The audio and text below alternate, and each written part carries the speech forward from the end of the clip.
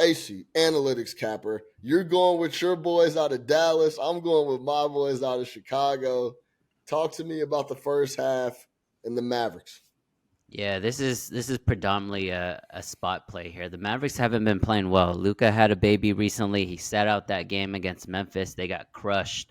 Memphis, even with basically just Desmond Bain, was more than enough to get the win. Then Luka comes back. Kyrie is now out. Right now he's hurt, so he comes back for OKC. They go on a 30-0 run and still lose that game by 4 outright at home. So I think this is a great bounce back spot for Dallas to get the win, to cover and move on and get on the road. And then conversely, if you look at Utah's schedule right now, first of all, Utah's banged up.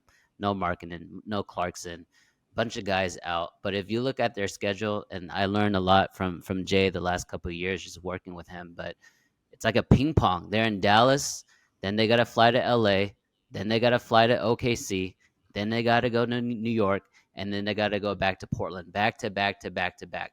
There's no back to back at home. There's no back to back at the road. It's home, away, home, away, home, away, 5 straight games. I think this is the first game of that crazy trend, if you will. So I think they're just not going to be ready for Dallas, who are hungry for a win. So I like the Mavs to cover the game, but I love that first half spot the most. Yeah, Jay, we know Dallas likes to beat up on trash teams. That's what they did to start the year. They started playing a little tougher comp, and it got a little spooky, but this is one of those bad teams here for the Dallas Mavericks.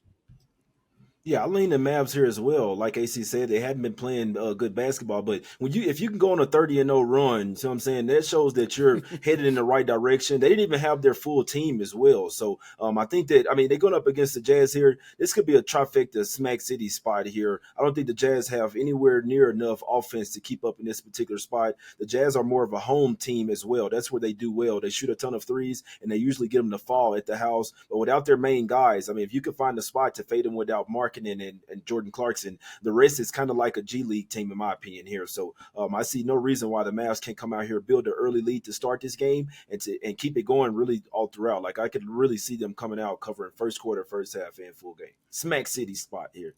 I ain't never seen a team break off a run like Luka and those boys did to close that game. I have never, ever seen anything like that. That shit was something out of a video game. Something someone would tell you about it, you'd be like, nah, that's impossible. But if you haven't seen that, go back and watch the close to that game. The stuff that Luka and the Mavs were doing on that run was spectacular. That's the most that's about the most negative thing I can say about the Thunder, because they've been playing pretty well all year. But yeah, that was they folded up and just couldn't slow up the momentum out of those guys. So I'm with you guys. If it's anything, it's going to be the Mavs here for me. Like, when they are playing lower tier teams, they take care of business. They show up. It's almost like Luka and the rest of the gang, Kyrie, know that they could just go out and get whatever shot they want, and that's what they focus on. And then they can then get guys involved. And it's not there's no tug of power. There's no back and forth. It looks a lot more fluid and loose when they're playing teams they know are not on their level.